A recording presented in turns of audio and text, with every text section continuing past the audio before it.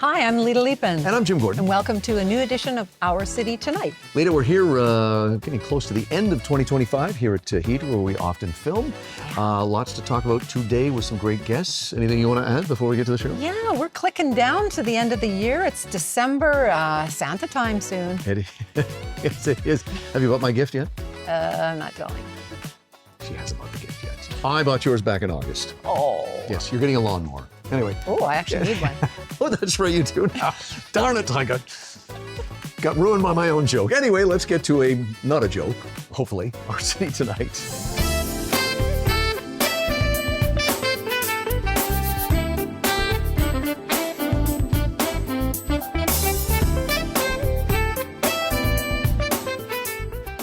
Well, our next guest has had a long, successful career, and if I could use one word to describe her career, I probably would say diverse. You've done a lot of different things. Her first time on the show, it's a great pleasure to welcome Natasha Burnett to Our City Tonight. Natasha, welcome. Thank you for having me. You are quite welcome. We're going to get to that show in a few minutes. For people out there that are fans, they know the show I'm talking about. Let's talk about your career. Now, you're from Surrey, England. Yes, that's right. I was amazed. I want to hear some stories on you. One of your early projects, and you're 19, I think, at the time, is in the this Magical Motown show where you're playing Diana Ross. Okay, I could see that. But you're also playing Michael Jackson. That's right. You're 19. Talk about how you did that. It started off really with Diana Ross. That was most of the time until they found that the male leads found it a little difficult to reach those high notes. Okay, yeah, when he was in the Jackson 5. The Jackson 5, right. Yes.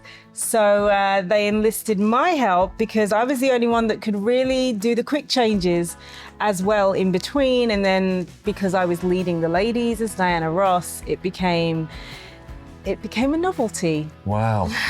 Grew up with Michael, grew up with Diana Ross, big fan. Even though the script has got it laid out for you, how are you tackling a role like Diana Ross, first of all?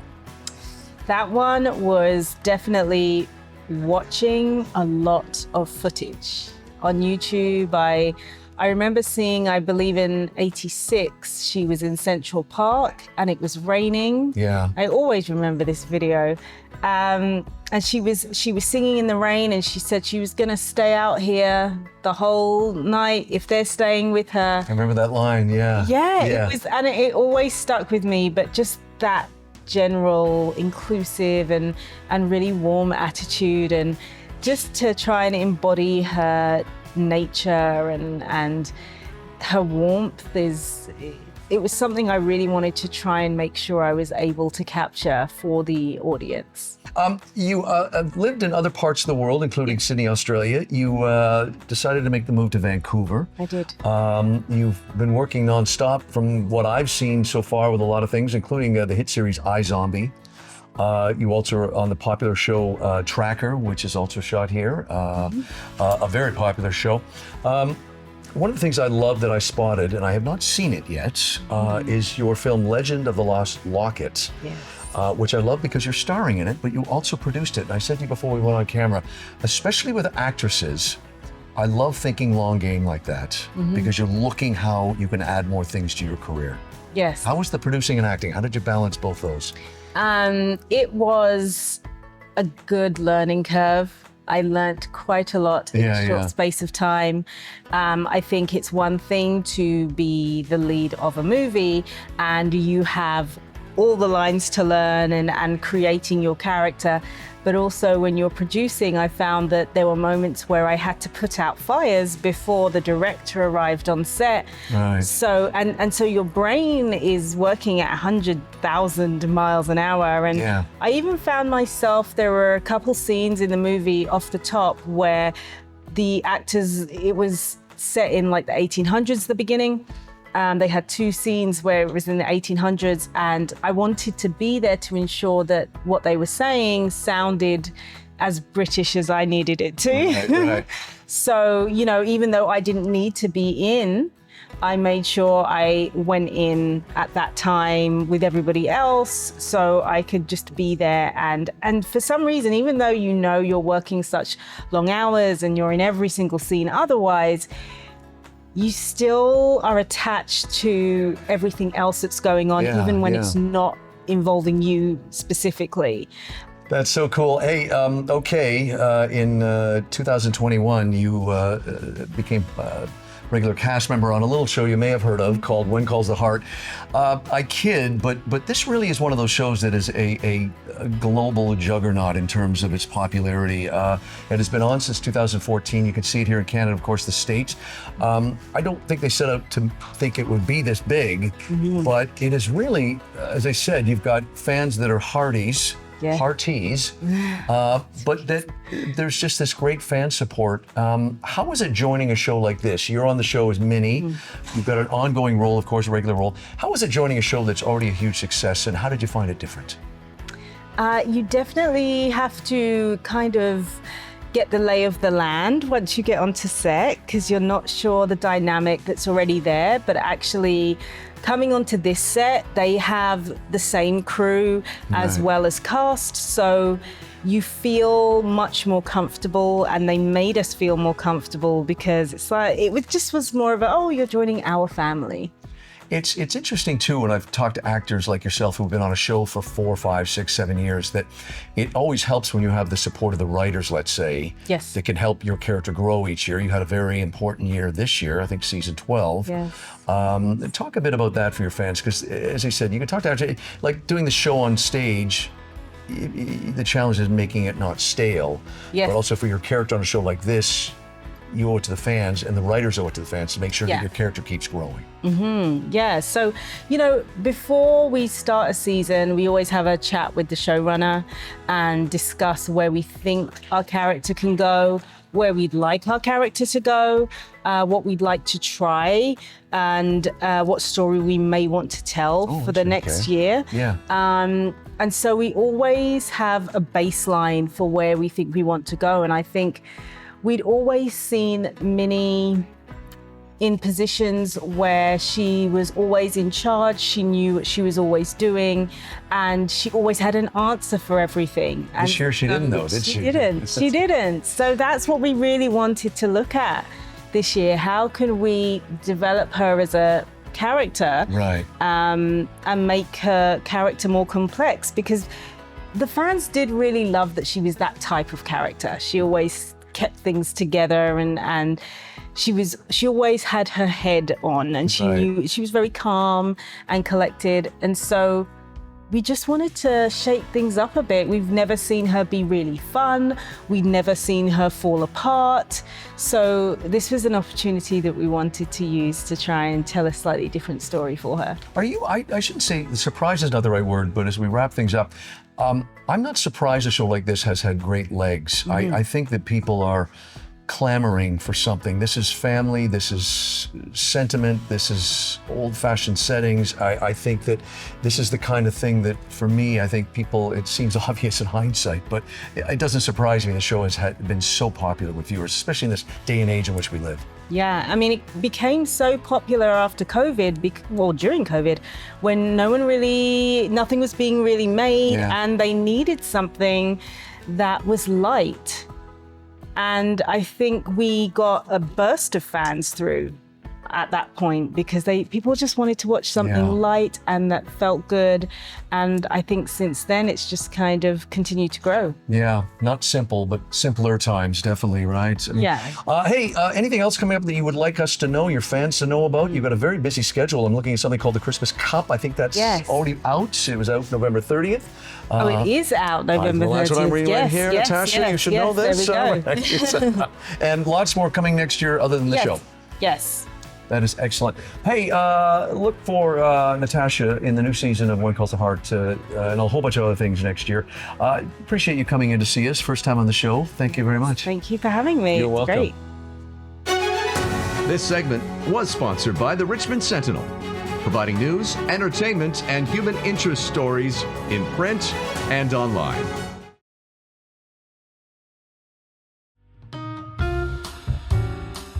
This segment was brought to you by the Richmond Sentinel, providing news, entertainment, and human interest stories in print and online.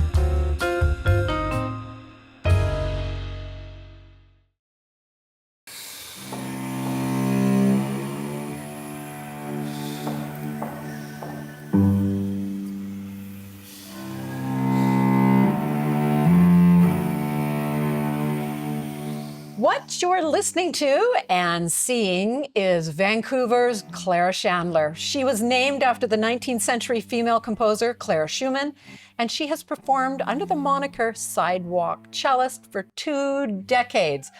We want to welcome Clara back to the show. It's been a year, and you've performed all over the world, and you continue to play all over the world, but right now you have a new album in process. So we're going to talk to you a little bit about that. Yeah, thank you for having me. It's a pleasure to be back. Our pleasure. So tell us a little bit about the new album, So Much Left Unsaid. So the last album I put out, there was 1 instrumental track and the rest I was singing. And I've since signed with a sync agent. So my next goal is to get my music into film and TV. And I've been told that instrumental music is a lot more lucrative for that particular niche of the market. So I decided to go back to the studio, re-record all of the vocal parts with the cello. And so now this is a version of that album, but with all cello and no words. Hence Unsaid, very cute there. Now you've collaborated with so many musicians over I can't believe 2 decades, honestly, just saying that to you. I met you probably 10 years ago, I think, through a mutual friend, and who is now gone, sadly enough, Peter Moskus. We miss you. Tell us a little bit about that. You've worked with dancers and poets. We want to hear a little bit of that journey. So my sidewalk cellist journey started off busking on Commercial Drive when I was 14. I lived in Surrey at the time, and I would take the bus from Surrey to Commercial Drive, usually right outside the SkyTrain station. With a cello? With a cello as a 14-year-old. Wow. I probably wouldn't do that now. But yeah, that's where I got started, and I would just sit there and play and improvise and play whatever classical music I had memorized, and people would come up and say, hey, can you play this? And hey, can you do this? And oh, cool, you play cello? I do poetry. Do you want to play cello with my poetry? Or, oh, I'm a dancer. Do you want to join my show? And I just started meeting people that way. Wow. And then 2 decades and a bit later, I've just continued to hustle and go every which way. And now I'm starting to feel like I want to move a little bit less. Well, that's fair. We all get older. You don't seem to actually get older, I'm going to say. But you also, you're also an educator, and that was amazing. You're a teacher as well. Tell us a little bit about that, because our audience needs to hear about your endeavors in teaching. Yeah, I've been teaching at the East Vancouver Community Music School since 2011. And we're a nonprofit music school. We offer bursaries to students from low-income households. We have some group classes that we're developing. We're slowly moving into a new space near 41st and Victoria. We're really excited about the potential there. And we really want to just offer music to the community and help it be accessible. A lot of our teachers, such as myself, we try to personalize music lessons. So someone comes in, they say, hey, I want to play cello, I want to play piano. Can you teach me how to play, Let It Go from Frozen? Can you teach me how to play, Seven Nation Army by the White Stripes? It's like, yes, I can. We're going to do scales and arpeggios, and then we'll work towards playing that song that you really, really love. So that we actually have a really wonderful festival coming up on March 1st called Equal Measure, where we celebrate composers that have been historically excluded.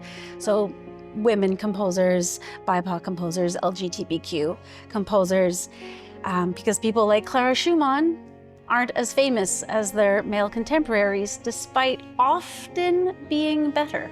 Yes. So like Mozart had an amazing sister that nobody knows about. Robert Schumann's wife, Clara. Mendelssohn's sister, arguably a better composer than he was. And the list goes on and on and on and on and on. Wonderful. So that's on March 1st. And will this be on your website, this information for the March 1st? Sure, I will add it to my website. Good. Because that's mostly through the East Vancouver Community Music School. Okay, and we're going to put that website out as well. We'll get that from you, and we'll put it right on the screen. The last thing we want to talk about is you have a upcoming, is it a Christmas show? Kind of, Okay, yeah. Okay, tell us about that. Me and my friend Roisin are going to be playing at the West Vancouver Library on December 18th at 11 a.m. Okay. So it's a very kid-friendly concert. I think that's a Thursday. We'll be playing some Christmas tunes. We might take some requests. We'll play a few of our original songs, some covers, sing-alongs. Fun for the little ones. Perfect. Well, I have had the wonderful opportunity to actually have you play at our mutual friend's home. We got you privately, and that's amazing. So I definitely encourage everybody to go out and listen to you play. I saw you play last year at a really great venue in Gastown. So we are going to definitely put that information up for that concert. Any last words for our audience? If anybody wants to listen to my new album, it's exclusively on Bandcamp for the time being. If you don't know Bandcamp, it's a very artist-friendly platform where you can directly contribute to artists, download their album, and actually own the music.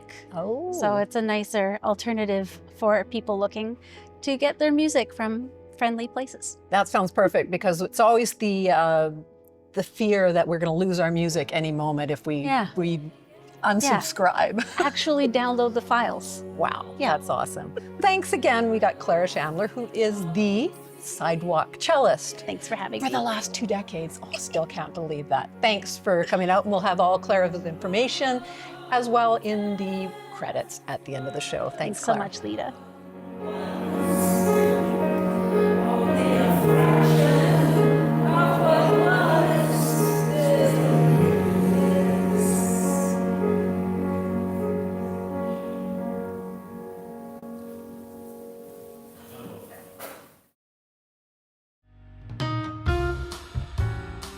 Be sure to check out the latest Our City Tonight column in iconic Concierge magazine.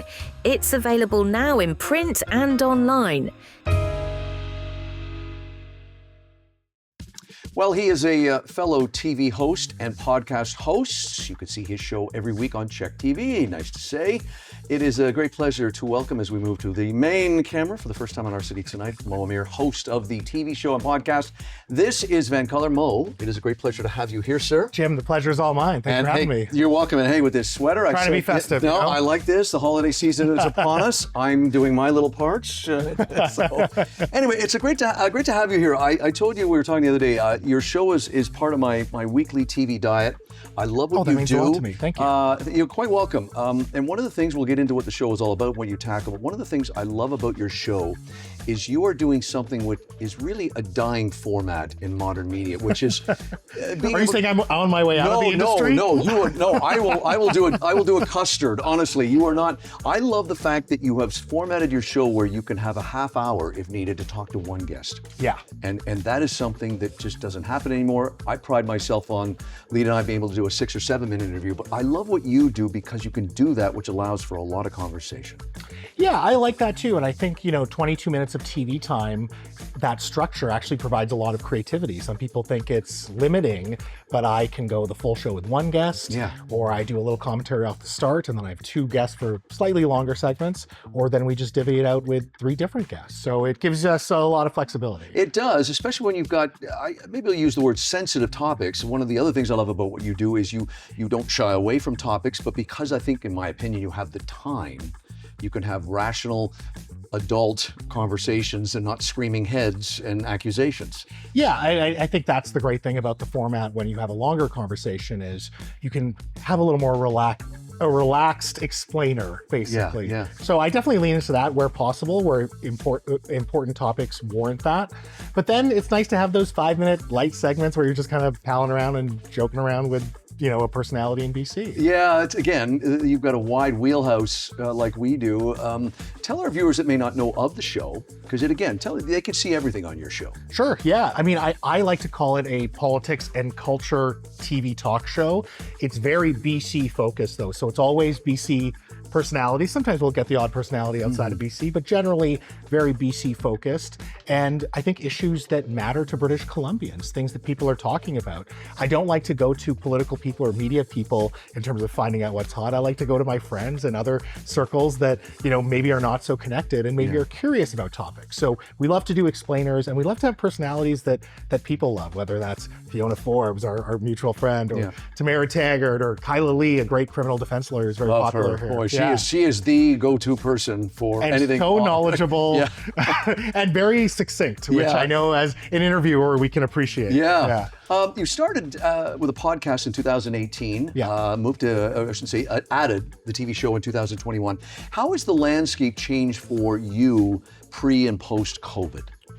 Oh, post COVID. Okay, I look at it actually pre and post television, because I feel like we do still orient the show towards the TV audience, less so the internet or podcast audience. Sure. Obviously, we podcast all our shows, and we have sometimes long form podcast extensions, but generally we're still trying to cater to that TV audience.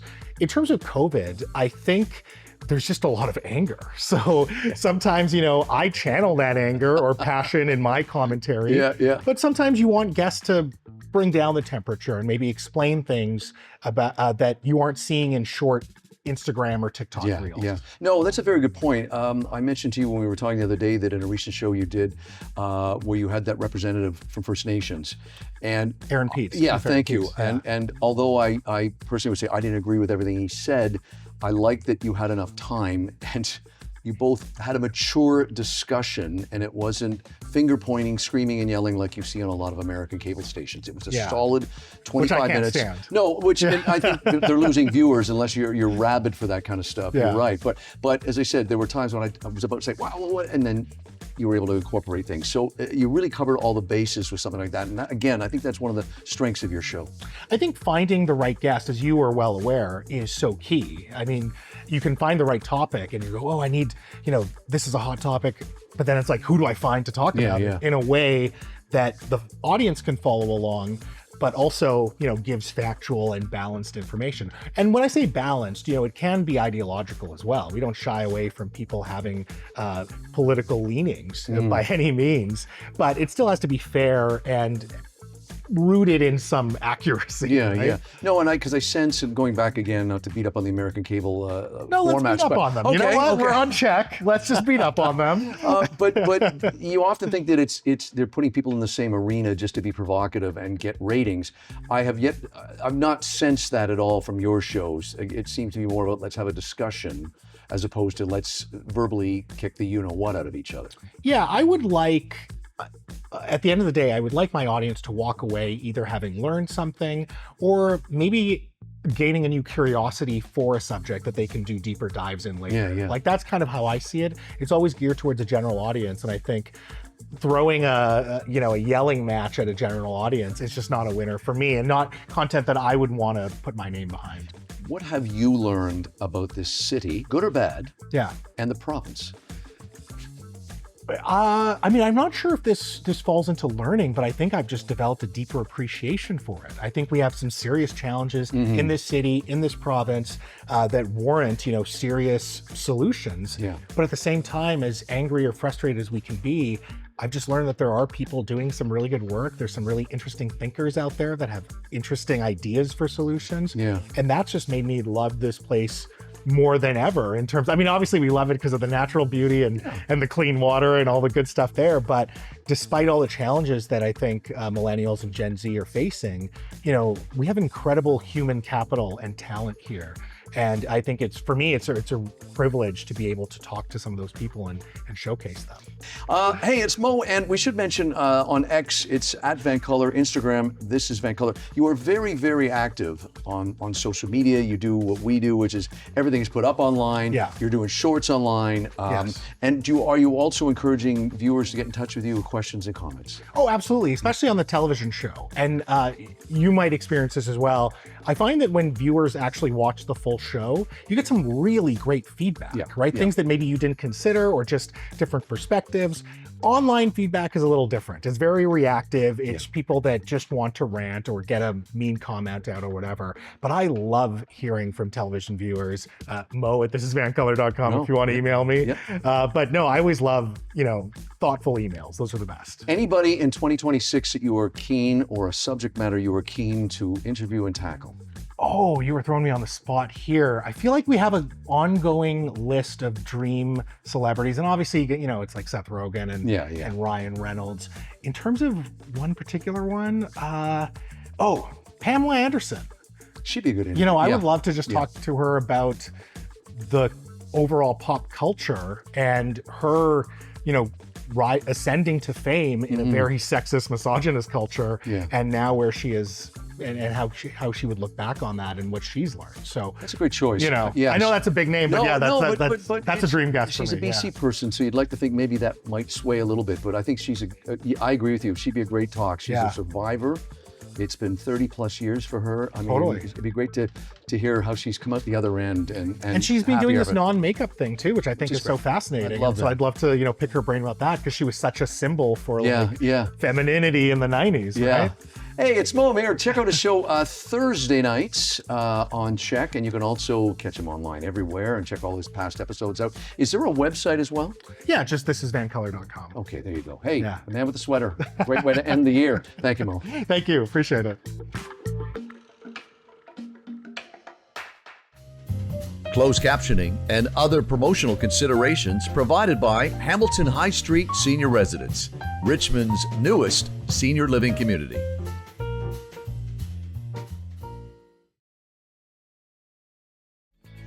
Back here at Heater Restaurant, where we began the show, but Lita, it's time to end the show. Yeah, we're actually in the Cabana room where we always film our show. Well, not always. We've moved around a little bit.